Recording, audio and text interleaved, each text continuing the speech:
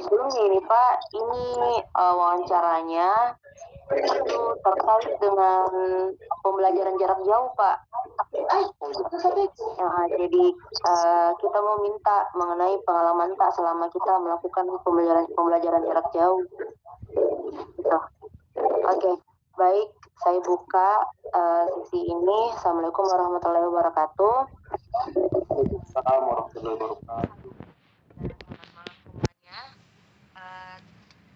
Baik Pak, sebelum kami melakukan sesi wawancara ini, saya sebagai perwakilan kelompok, saya akan memperkenalkan dulu kami dari mahasiswa PPG Prajabatan dari Unismu Makassar, jurusan Bahasa Inggris. Kami di sini terdiri dari 6 orang. Yang pertama Zahratul Aini, ada Nahdlatul Wardah, ada Siva Islamiyati, ada Husna, ada Iin Sulastri, dan ada Trisna. Baik Pak, di sini kami akan mewawancarai. Bisakah Bapak memperkenalkan diri dulu sebelumnya? Oh iya, Assalamualaikum warahmatullahi wabarakatuh. Waalaikumsalam warahmatullahi wabarakatuh. Tunggu dulu nih. Nama saya, sorry ya, dengan anak ini mengganggu. Nama Muhammad Asatri, SPD, mengajar di SMK Negeri 3 Majene. Sebelumnya itu mengajar di SMA Negeri 1 Majene, dan sebelumnya lagi mengajar di SMA Negeri 2 Majene. Jadi sampai saat ini saya terangkat sebagai CPNS di SMA Negeri 2 Majene. Yang paling lama tempat mengabdi itu di SMA Negeri 1 Majene. Sekitar 2008, ya sekitar 15 tahunan lah menjadi guru hingga saat ini. Oh iya Pak. Baik Pak, terima kasih atas perkenalan dirinya. Jadi di sini kami akan mengajukan beberapa pertanyaan. Ini terkait dengan pembelajaran jarak jauh. Yang pertama, bisakah Bapak menceritakan pengalamannya selama melakukan pembelajaran jarak jauh? Oh iya. Jadi terkait dengan guru penggerak ya.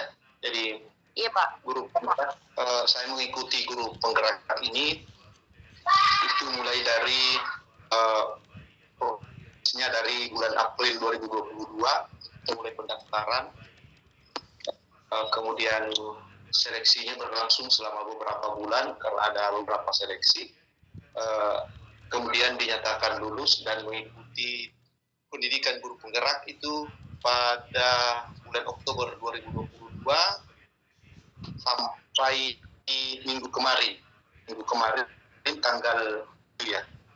Pokoknya minggu kemarin ini tanggal 7 itu terakhir kami melaksanakan lokakarya. Jadi secara umum pendidikan guru penggerak ini dilaksanakan dominan dengan mode daring dengan menggunakan LMS yang telah disiapkan oleh pihak Kemendikbud yang dapat diakses melalui SIM PKB guru. Saya kira teman-teman semua punya SIM PKB ya di sekolah ya. Ya. Jadi secara umum karena adanya daringnya.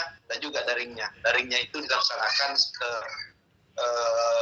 sekali sebulan dalam bentuk lokakarya. Jadi kami melaksanakan lokakarya itu sebanyak 8 kali.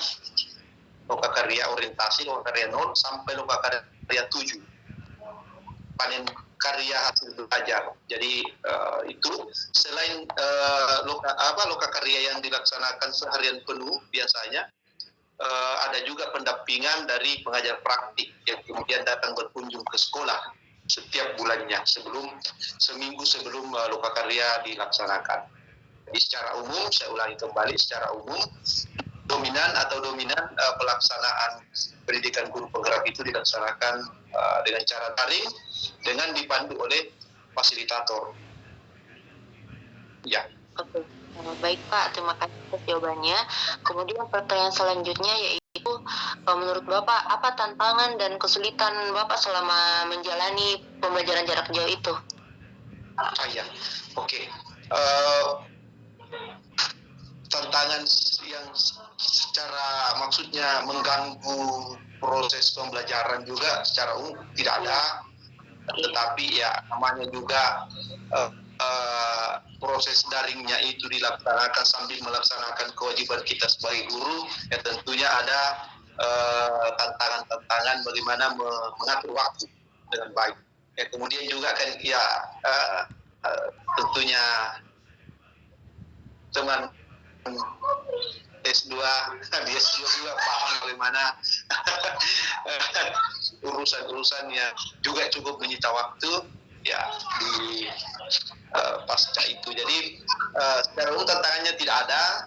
Jadi kami melaksanakan di program pendidikan guru penggerak itu juga kita melaksanakan Zoom setiap dua kali seminggu ya, kalau tidak salah 2 kali 2 minggu atau 2 kali sekitar 2 kali 10 hari.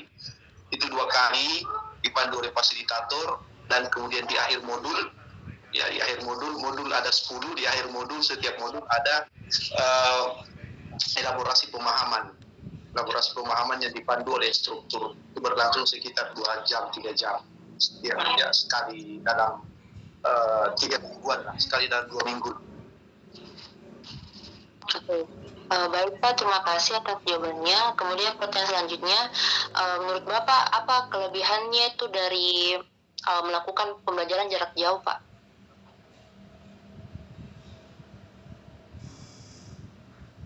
Halo? Iya, rusak kayaknya jaringan. Iya. Iya Pak, saya ulangi pertanyaannya. Jadi menurut Bapak apa kelebihannya dari pelaksanaan pembelajaran jarak jauh tersebut Pak? Ya, jadi kelebihannya istilahnya dia fleksibel, ya fleksibel maksudnya kapan kita ingin, ya kan misalnya semua pembelajaran atau semua tugas ini kan ada due date-nya, ada deadline-nya. Jadi pembelajaran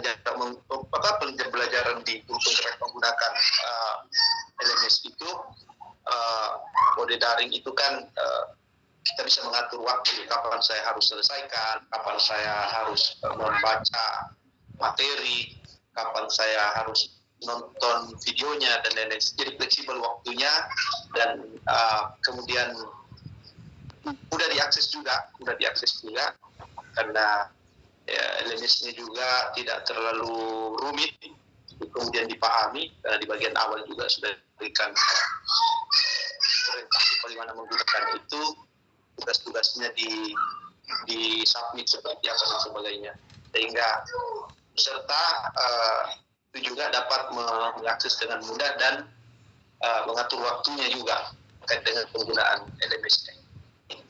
Oke, baik Pak. Jadi pertanyaan selanjutnya itu adalah bagaimana tips and triknya Pak dalam mengikuti pembelajaran jarak jauh Pak, menurut Pak Asrat? Ya, oke.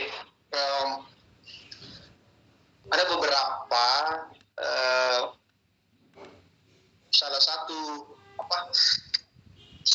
satu tantangan yang juga memang kita dapati itu adalah terkadang kita lupa dengan due date atau deadline yang ada di pembelajaran jarak jauh itu. Misalnya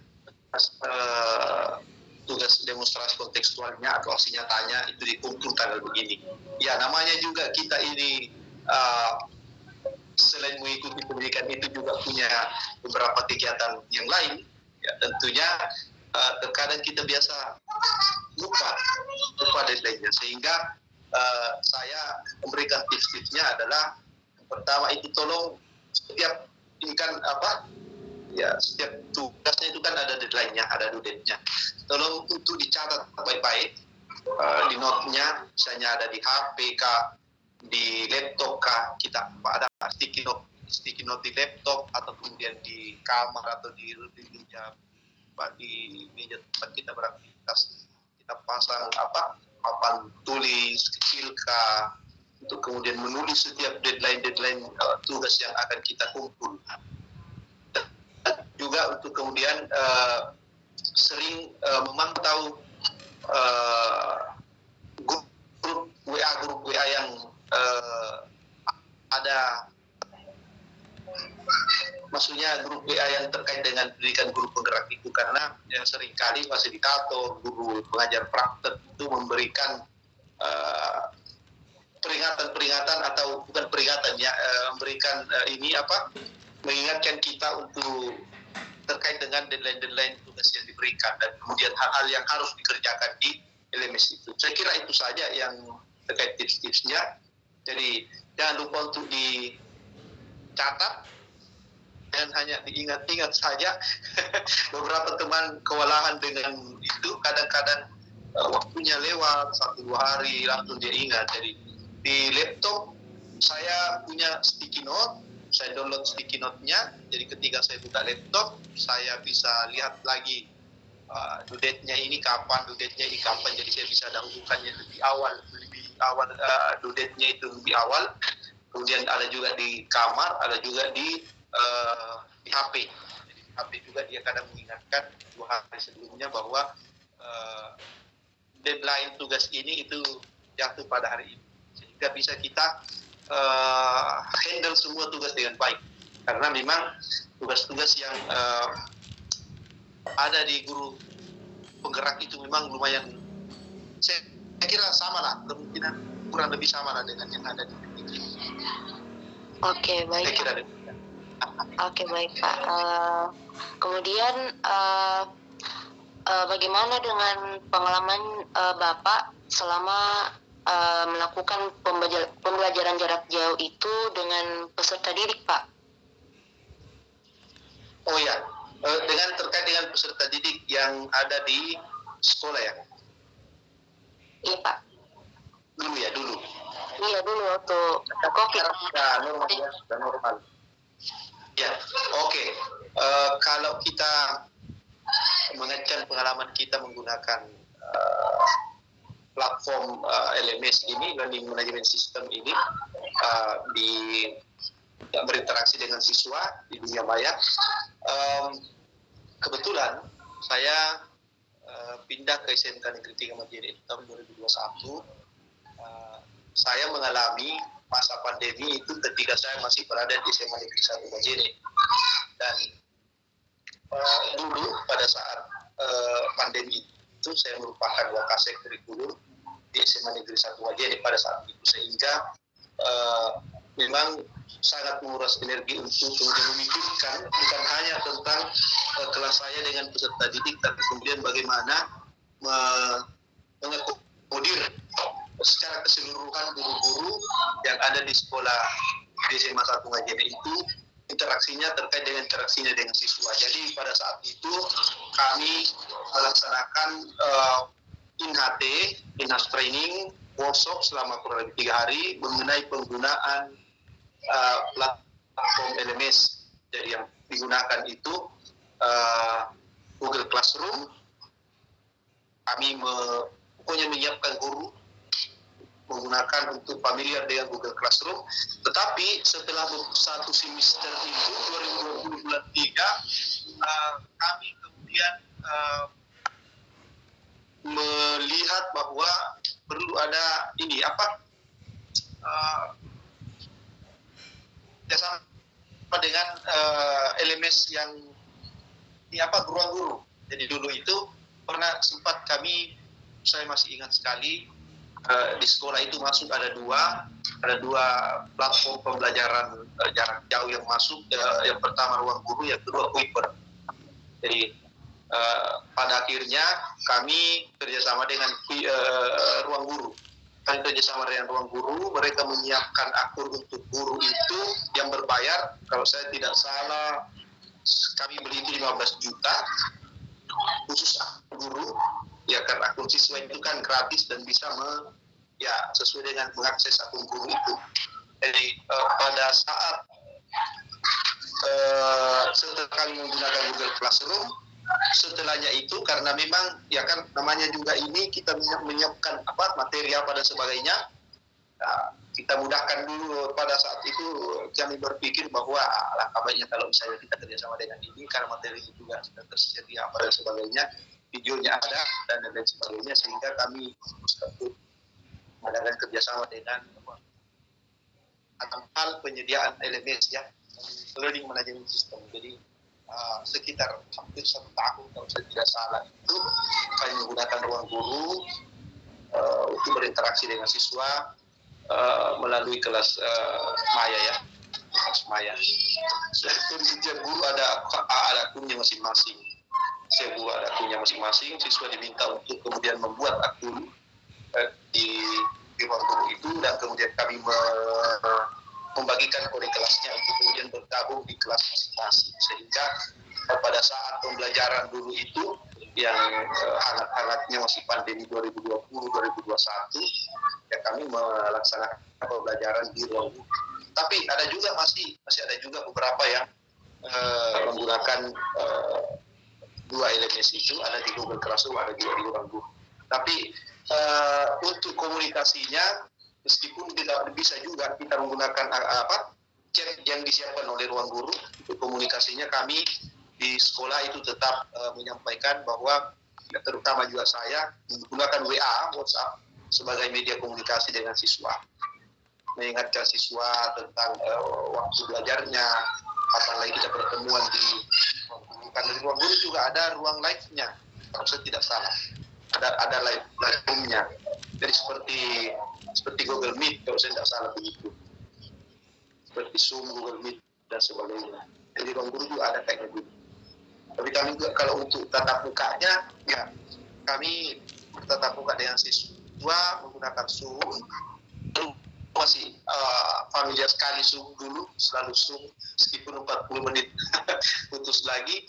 Kami biasanya menggunakan sekali tatap muka, sekali di LMS. Jadi tidak setiap hari kami bertatap muka, sekali sinkronus, sekali asinkronus begitu di balik di selang-seling. Oke, baik Pak.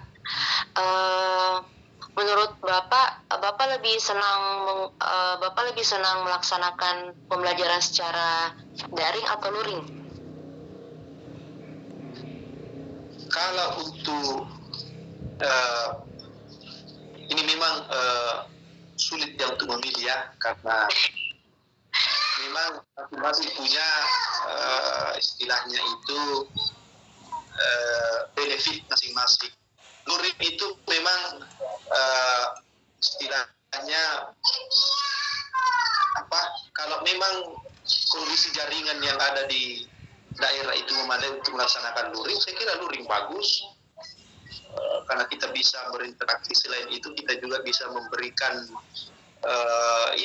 berbagai macam alternatif media pada siswa secara langsung. Nah, namun kekurangannya adalah kita kurang bisa mengeksplor siswa dalam kelas kita. Mengeksplor maksudnya kita terbatas, tiba-tiba ada kendala jaringan, tiba-tiba bagaimana dan lain sebagainya. Jadi itu salah satu kekurangannya juga. Kemudian kalau istilahnya di pertemuan di kelas atau luring, ya saya kira memang yang lebih efektif untuk saat ini memang pertemuannya itu, kalau menurut saya ya di kelas secara luring, karena kita bisa memonitor siswa, kita juga bisa istilahnya berinteraksi secara maksimal dengan siswa, kita juga bisa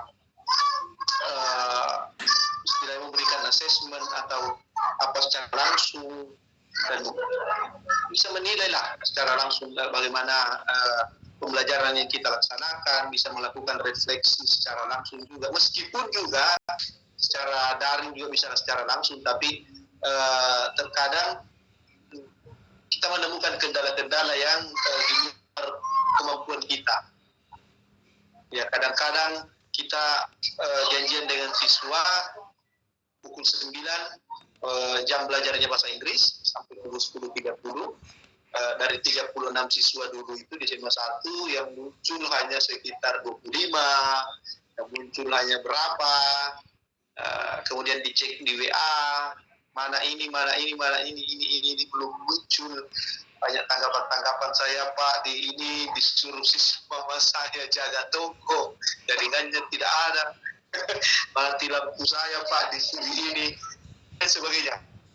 Jadi kita di luar kemampuan itu juga untuk kemudian minta siswa ini. Jadi saya kira ketika kita misalnya menyampingkan dua hal itu, saya kira luring, daring itu adalah platform pembelajaran yang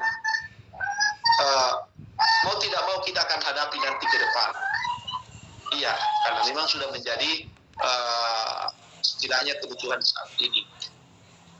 Kemudian fleksibel juga, dan tetapi untuk saat ini apalagi dikaitkan dengan tempat, misalnya tempat kita, domisili kita, tempat kita mengajar, ya memang untuk pembelajaran di kelas secara luring memang masih efektif lah, seperti yang saya sampaikan tadi.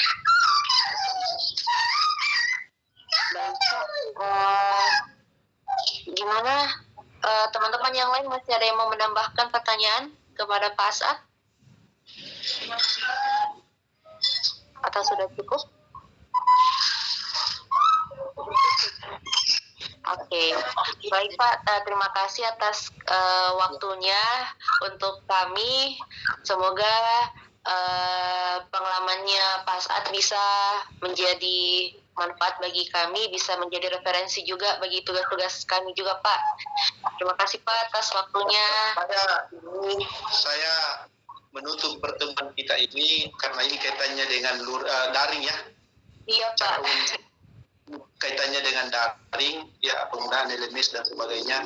Saya berpikir bahwa daring ke depan itu tidak bisa dikaitkan. Bahkan beberapa tahun ke depan boleh jadi sekolah itu sudah tidak ada lagi. Mungkin sekolah yang ada saat ini secara fisik kita lihat itu boleh jadi itu akan berpindah menjadi model daring semua. Mungkin siswa di mana di seluruh Indonesia, misalnya Papua dan sebagainya, itu sudah bisa kita ajar mereka akan memilih guru, mereka akan menyeleksi gurunya sendiri. Jadi saya kalau bisa berpesan kepada teman-teman ini, ya banyaklah bikin platform semua sesuai dengan istilahnya portofolio ya, supaya bisa mewarnai CV kita masing-masing.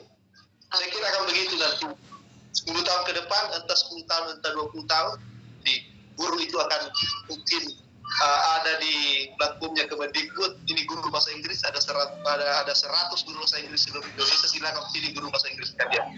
Jadi mungkin saya menjelaskan berdasarkan, oh guru ini sudah mengikuti ini semua.